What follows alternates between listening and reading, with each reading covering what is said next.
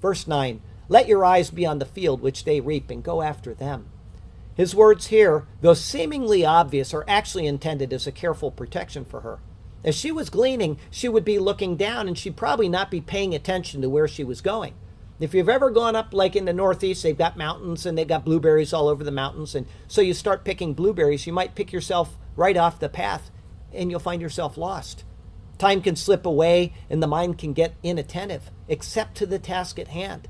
If she were to do this, she could actually wander off of Boaz's field and find herself on the property of somebody else who was far less sympathetic to gleaners, and foreign gleaners in particular.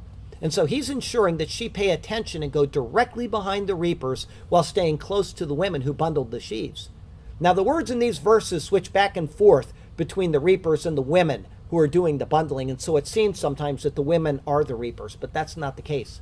Instead, the reapers continue working in steady progression, but the women would be coming back and forth behind them, gathering the sheaves and carrying them to a central place. Each has a set task which really isn't noticeable in the translation. Verse 9 continues, have I not commanded the young men not to touch you?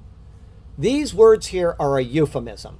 To touch someone implies to hurt them, but instead he says it this way to show that she will be completely safe. Not only will she be unhurt, but the reapers will leave her literally untouched as well.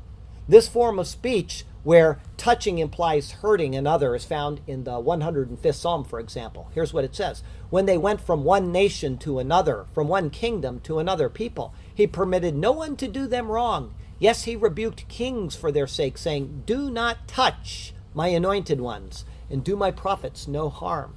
With such an assurance from the owner of the property, she would not fear in coming close to where the falling grain would be more abundant, rather than staying back where it had probably already been mostly gleaned. Verse 9 continues, and when you are thirsty, go to the vessels and drink from what the young men have drawn. Well, this here, I have to tell you, this here is an exceptionally kind gesture in and of itself. Water is heavy. I was in the wastewater business, and I know it's ingrained in my mind, 8.34 pounds per gallon.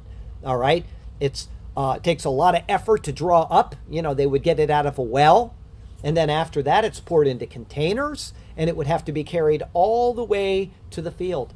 And because of all of the effort, because of the heat of the sun, and the fact that the water had to be carried in quite often, it's unlikely that gleaners would normally be allowed to have something which took so much laborious effort to bring in. The old saying, time is money, would ring true in the value of the water. All of the time and effort it took to bring the water to the field would be considered a part of what the owner would calculate into his profit and loss statement each day at the end of the day. Allowing Ruth to drink this water was truly a privilege of distinction. It would allow her to come to the field without carrying her own water, and it would make her day much, much easier to bear. And as a side note, and this is kind of touching, the well where this water was drawn, you have to remember there were no taps out there at the field. There might have been 1 or 2 wells in an entire town. The well where this water was drawn was probably the same well where her great-grandson longed after during his time fighting with the Philistines, which is recorded in 2 Samuel. Let me read this to you. David was then in the stronghold, and the garrison of the Philistines was then in Bethlehem. And David said with longing, oh, that someone would give me a drink of water from the well of Bethlehem, which is by the gate. So there's the connection already, tying her to the great King David. Verse 10.